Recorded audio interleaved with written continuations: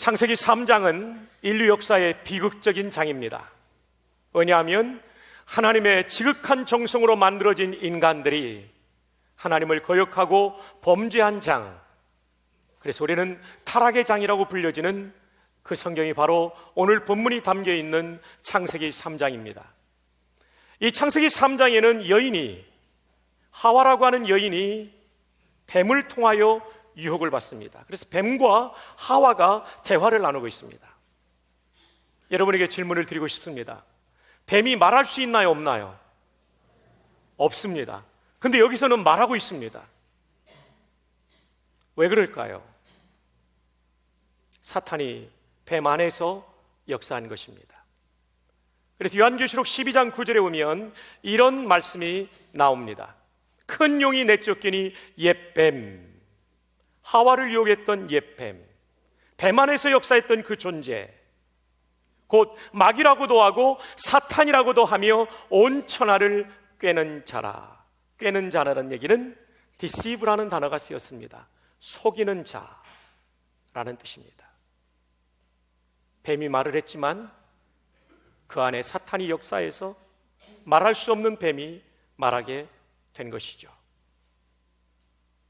우리 보수 진영의 구약학자로 가장 탁월한 분은 에드워드 J. 영 박사님입니다.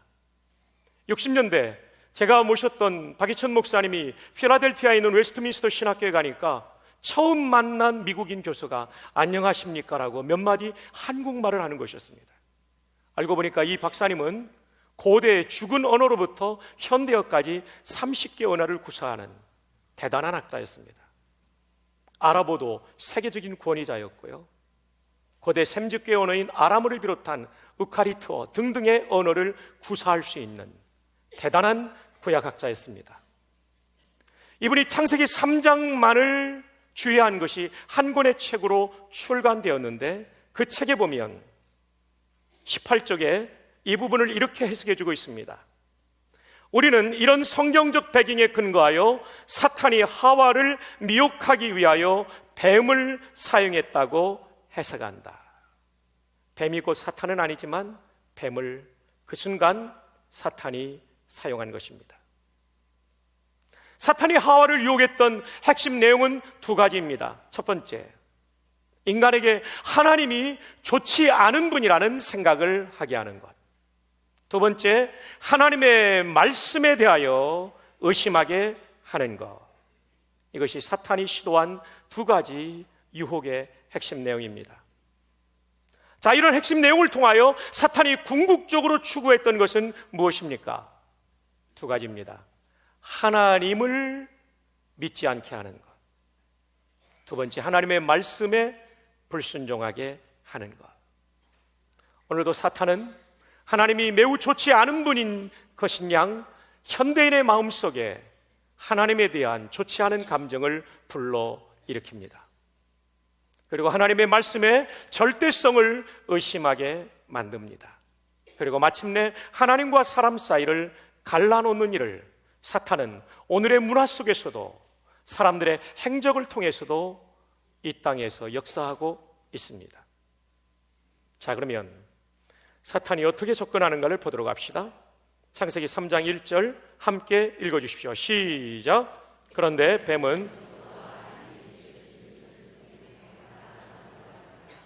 뱀이 여자에게 물어 이르되 하나님이 참으로 너희에게 동산 모든 나무의 열매를 먹지 말라 하시더냐. 하나님이 참으로 너희에게 동산 모든 나무의 그 열매를 먹지 말게 하시더냐. 사실은 어떻습니까? 모든 것을 주셨고 한 가지만을 금했는데 모든 것을 금지한 것인 양, 마치 하나님을 대단히 고약한 분으로 생각하게 질문을 던지고 있다는 것입니다. 이 사탄의 유혹에 대한 하와의 대답은 무엇입니까? 창세기 3장 2절에 오면 여자가 뱀에게 말하되 동산 나무의 열매를 우리가 먹을 수 있으나 동산 중앙에 있는 나무의 열매는 하나님의 말씀에 너희는 먹지도 말고, 그 다음 무슨 말이 나와요? 이것은 없는 얘기입니다. 하나님이 하지 않은 얘기를 추가했습니다. 그 다음에 너희가 어떨까 하노라? 이것은 약화입니다. 만지지도 말라는 것은 추가했고, 죽을까 하노라는 창세기 2장 17절에 선악과를 먹는 날에는 반드시 죽으리라 했는데, 죽을까, 죽을 수도 있고 안 죽을 수도 있다라고 약화시킨 겁니다. 저와 여러분이 사탄의 유혹에 빠질 때는 두 가지 중에 하나입니다. 하나님의 말씀에 뭔가를 추가하거나 아니면 하나님의 말씀을 약화시키는 것입니다. 사탄은 거짓말을 진리처럼 말합니다. 그리고 진리로 무장되지 않은 성도는 그 거짓말이 진리인 것처럼 속습니다. 따라서 사탄의 유혹으로부터 승리하기 위해 가장 중요한 것은 영적 전쟁에서 가르치는 에베소 6장 17절입니다. 구원의 투구와 성령의 검, 곧 하나님의 말씀을 가지라. 말씀을 가지고 있기를 바랍니다. 여러분, 왜 사탄이 아담을 공격하지 않고 하와를 공격의 대상으로 삼았을까요? 전쟁의 대원칙은 적의 약점을 공격합니다. 사탄이 보기에 아담보다 하와가 약했기 때문에. 왜 약했냐면 아담은 직접적으로 하나님의 말씀을 들었지만 하와는 간접적으로, 다시 말해 남편을 통해 말씀을 들었기 때문에 약할 수밖에 없죠. 여러분, 우리의 신앙생활에 있어서 하나님의 말씀을 받는 것이 남편이 들은 말씀을 전해 들은 거, 아내가 들은 말씀을 전해 들은 거, 부모님이 들은 말씀을 전해 들은 거, 자녀를 통해서 예수를 믿고 그 말씀을 전해 들은 거, 그 정도 가지는 안 됩니다. 내가 들은 말씀이 있어야 되는 것입니다. 예배를 드리는 이 순간에도 여러분은 말씀을 받는 시간이에요. 여러분, 예배 시간에 절대로 좀 졸지 좀 마세요. 왜냐하면 졸면서 말씀이 빼앗기는 거예요. 마귀한테요. 딴 생각하지 마세요. 눈은 뜨고 있는데 딴 생각하는 사람들 손 들어봐요. 그거 말씀을 빼앗기는 겁니다. 눈을 크게 뜨고 저를 쳐다보십시오. 다행히 제가 잘생기지 않아서 얼마나 다행입니까? 그렇다고 흉하게 생기지도 않고 그저 그렇게 생겨서. 잘 들으십시오. 내 말씀이 있어야 돼요. 하와는 내 말씀이 아니라 남편의 말씀이니까 이 말씀이 덧붙이기도 하고 그리고 약화되기도 하는 거예요. 내 말씀이 있어야 돼요. 예배뿐만 아니라 매일의 삶 속에 개인적으로 매일매일 성경을 묵상하십시오. 그리고 큐티하십시오. 그리고 그날 하나님의 성령께서 나를 권고하시고 깨우쳐 주시는 이 날선 성령의 검 같은 말씀으로 악한 마귀의 공격을 물리치는 여러분들이 되시기를 주님의 이름으로 축복합니다. 또 우리는 이 본문을 보면서 이런 물음이 생깁니다. 세상에 하나님이 과일 하나 따먹었다고 사람을 죽게 만들다니, 이거 너무 지나친 거 아니냐. 그러나 여러분, 이것은 약속의 대상이 누구이며 약속의 내용이 무엇이냐에 따라 평가될 일입니다. 약속의 대상이 누구냐면 창조주이시며 만유의 주인 되시고 왕이 되시는 하나님과의 약속이에요. 이건 절대 가벼운 약속이 아니에요. 저 부전시장에서 사과 하나 훔쳐먹은 그런 차원의 일이 아니에요. 여러분이 어린 시절에 과수원에서 과일 하나 서리에서 따먹은 그런 문제가 아니에요. 이것은 지존하신, 지극히 높으시고 존귀하신 만왕의 왕이신 하나님과의 약속이에요. 동시에 이것은 과일 하나 먹은 정도가 아니라 이것은 하나님의 왕권에 대한 순종을 하느냐 마느냐에 대한 내용이었어요. 따라서 과일 하나를 따먹었지만 이것은 내가 하나님의 위치에 되겠다는 것입니다. 이것은 내가 하나님의 왕권을 중요하게 여기지 않고 거역하겠다는 것입니다. 따라서 이 얘기는 단순히 과일 하나를 따먹은 것이 아니라 하나님의 왕권에 대한 거역이며 반역입니다. 그래서 선악과 사건이 문제가 되는 것입니다. 우리 인간들은 하나님의 얼마나 놀라운 사랑과 배려를 받았습니까? 인간을 만들 때 하나님은 만물의 통치자로 만들으셨습니다. 창세기 1장을 보십시오. 26절에 하나님이 이르시되 우리의 형상을 따라 우리의 모양대로 우리가 사람을 만들고 그들로 바다의 물고기와 하늘의 새와 가축과 온 땅과 땅에 기는 모든 것을 뭐하게 하자고요? 다스리게 하자. 하나님이 인간을 만드신 목적은 인간이 피조물 앞에 무릎을 꿇는 것이 아니라 인간이 만물을 다스리게 하기 위해서 인간을 만드셨습니다. 그래서 만물의 이름도 인간으로 하여금 짓게 하셨잖아요. 동물들의 이름도. 우리에게 높은 존재는 단 한 분, 하나님밖에 없는 것입니다. 그 하나님께만 순종하면 모든 것을 다스리는 권세를 우리에게 주셨습니다. 시편 8편 5절은 이렇게 우리의 위치에 대해서 말씀해주고 있습니다. 그는 사람을 가리킵니다. 사람을 하나님보다 조금 못하게 하시고 영화와 존귀로 관을 씌우셨나이다. 사람이 얼마나 대단한 존재로 만들어졌냐면 하나님보다 조금 못한 존재. 그래서 우리는 소 앞에서 절할 수 없고 우리는 돼지 앞에서 절할 수 없어요. 그것은 우리의 통치를 받아야 될 대상이지 우리가 숭배할 대상이 아닙니다. 심지어 해와 달과 별도 우리의 숭배의 대상이 될 수 없고 우리의 통치의 대상이 된다는 것을 믿으시기를 바랍니다. 하나님께서 안타까운 것은 이것입니다. 사람을 이렇게 존귀한 존재로 만들어 주었고 에덴 동산의 모든 것을 먹게 했고 단 한 가지만을 금했는데 그것은 하나님의 왕되심을 인정하는 순종의 증표로 금했는데 모든 것을 가진 인간이 그 하나를 탐한 것입니다. 이것은 왕에 대한 반역입니다. 신앙이 좋은 사람들의 특징이 뭔지 압니까? 내가 내 인생의 왕이 되지 않고 하나님이 왕이 되는 사람들입니다.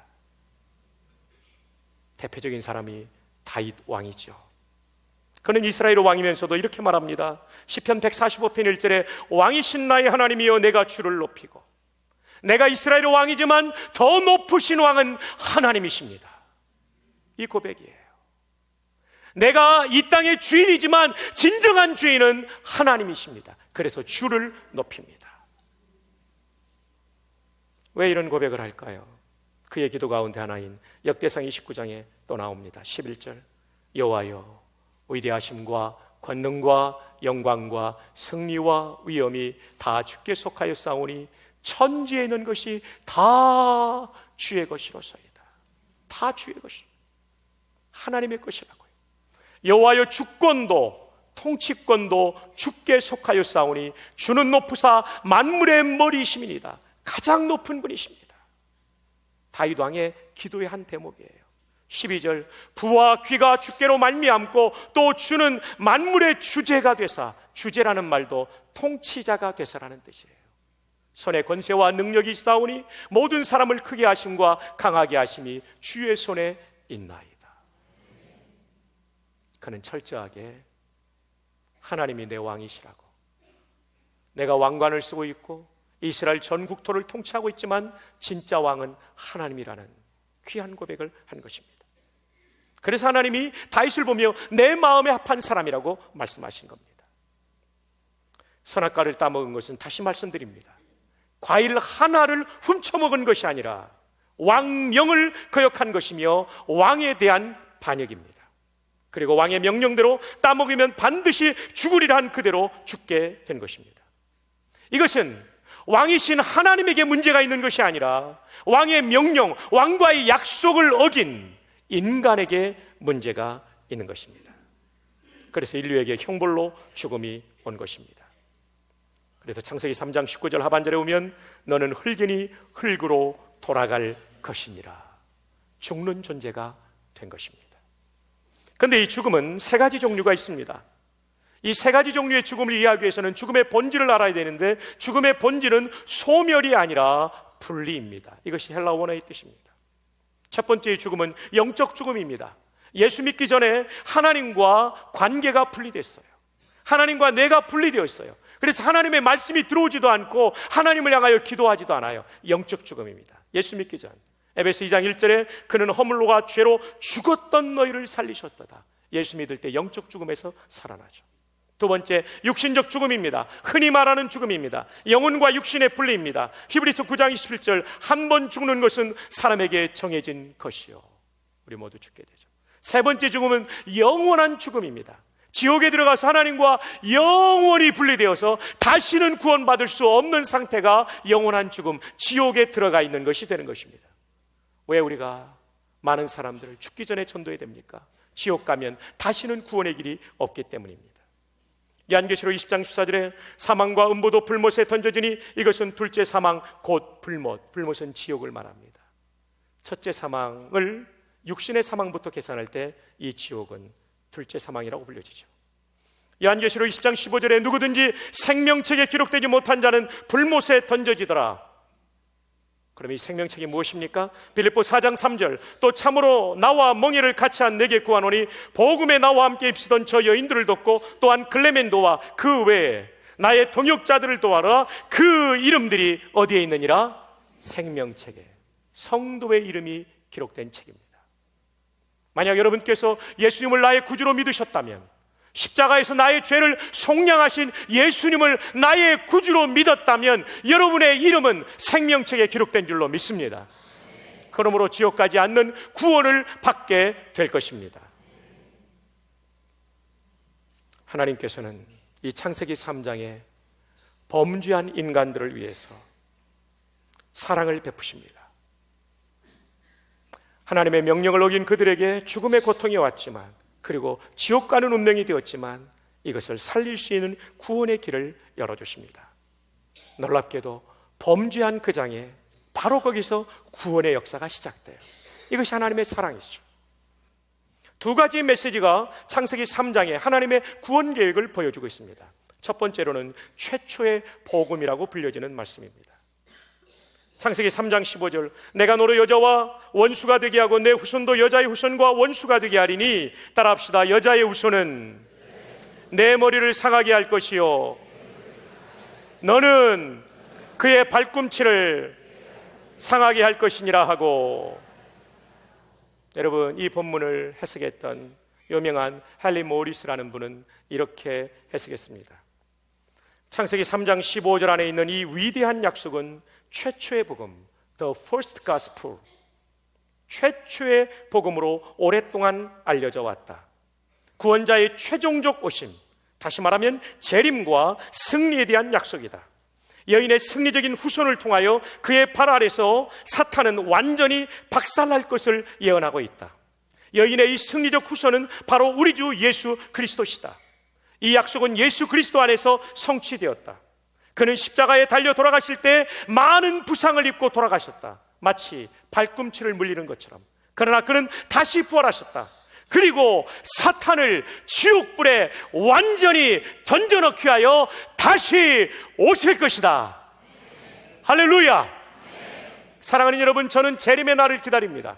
왜냐하면 예수님이 다시 오시는 그날 완전히 사탄을 진멸하는 최종적 승리가 이루어질 것이기 때문입니다. 그래서 요한계시록 20장 10절에 또 그들을 미혹하는 마귀가 불과 유황못에 던져지니 거기는 그 짐승과 거짓 선지자도 있어 세세토록 밤낮 괴로움을 받으리라. 불과 유황못은 지옥을 말하죠. 마귀가 마지막에 재림하신 이후에, 예수님 재림하신 이후에 주님에 의해서 던져지게 될 거예요. 마귀와 악한 영들뿐만 아니라 거짓 선지자, 수많은 이단의 교주들, 이만희도 들어갈 것입니다. 문선명도 들어갈 겁니다. 또 누구 있습니까? 하여튼 다 들어갈 겁니다.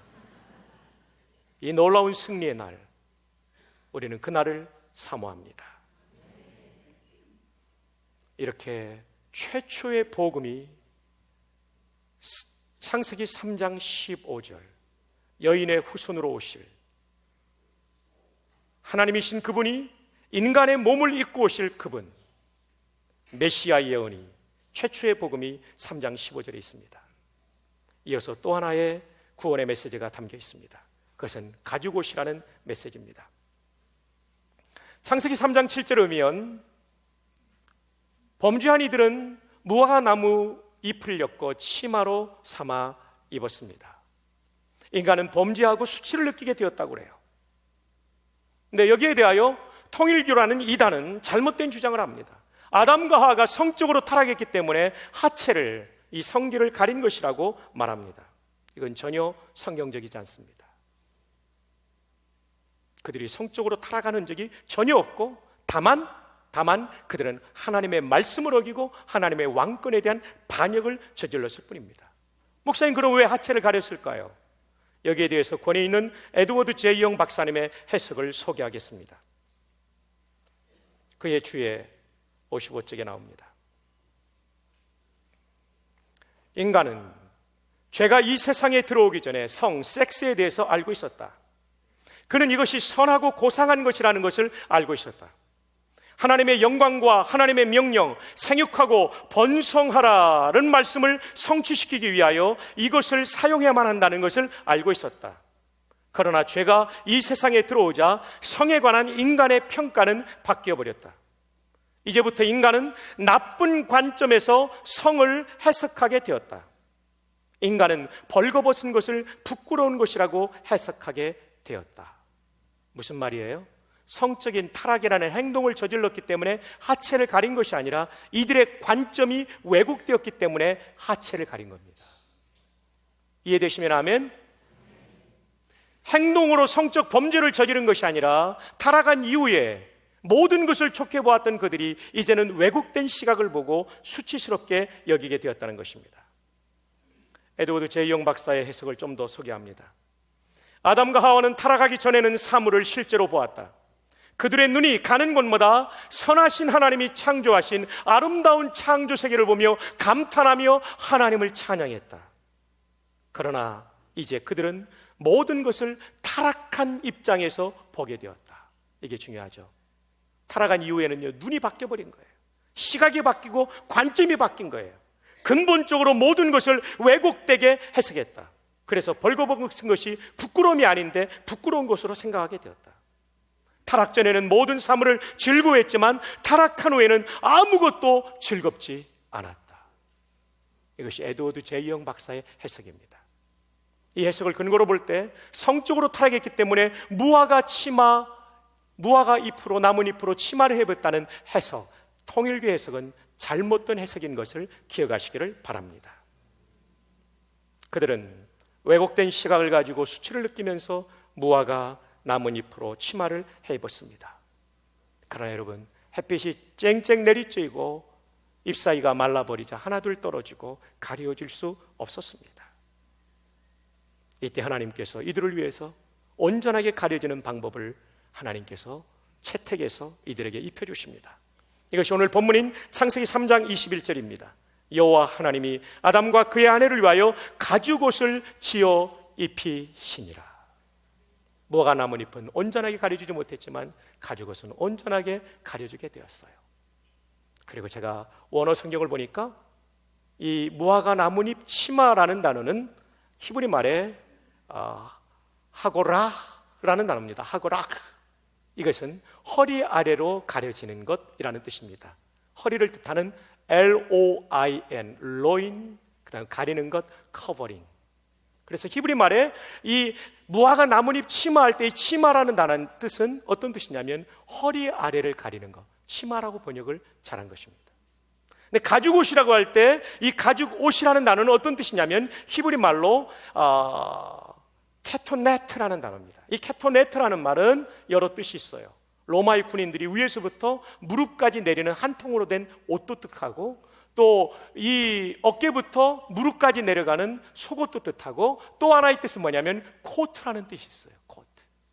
여러분, 코트를 입으면 어떻게 됩니까? 어깨부터 무릎까지 가려지죠. 저는 여기서 놀라운 사실을 발견했습니다. 인간이 만든 무화과는 그저 하체만 가리는 거였지만 하나님이 만들어진 가죽옷은 코트가 되어서 전신을 가리게 되었다는 것입니다.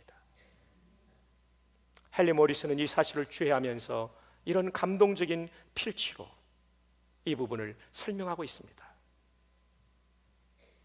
하나님께서 가죽옷을 만들기 위하여 짐승을 잡을 때 아마도 그들은 조용히 그리고 아주 슬프게 지켜보아야 했을 것이다. 그들의 친구인 동물 2마리를 잡는 모습을, 아마도 양 2마리였을 것이다.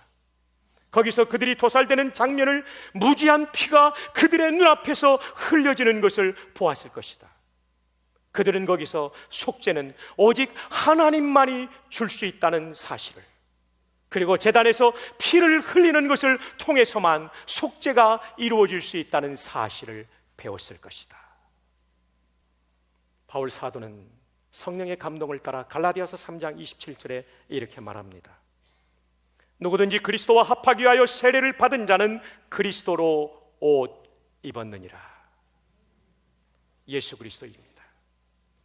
에드워드 제이 영은 이렇게 말합니다. 동물의 가죽만으로 인간의 죄악된 상태의 벌거벗음을 가릴 수 없다. 오직 그리스도의 의로우심만이 우리의 죄를 가릴 수 있다. 사랑하는 여러분, 오늘은 종려주일입니다. 예루살렘 성에 입성하는 예수 그리스도를 종려나무 가지를 들고 흔들었던 그 사람들, 그래서 이 주일은 종려나무 가지를 흔들었다고 해서 예수님의 입성을 기념하는 종려주일이에요. 그러나 그 입성은 우리를 위해서 죽기 위한 입성, 고난주간의 시작을 알리는 방파레와 같은 것이었습니다. 내일부터 고난주간이 시작됩니다. 그리고 오늘은 동시에 성찬주일입니다. 예수님의 찢기심과 피 흘리심을 기념하는 주일입니다. 왜 기념할까요? 우리의 모든 죄를 가려주기 위하여 십자가에서 피 흘려 죽어주신 그 주님, 그분의 희생을 통하여 우리의 죄가 가려진 가족 같은 우리의 온전한 구원을 이루어주신 그 은혜를 기억하기 위함인 줄로 믿습니다. 다시 한번 고난주간을 맞이하면서 우리 모두가 주님의 보혈의 은혜에 감사할 수 있는 오늘이 되기를 바랍니다.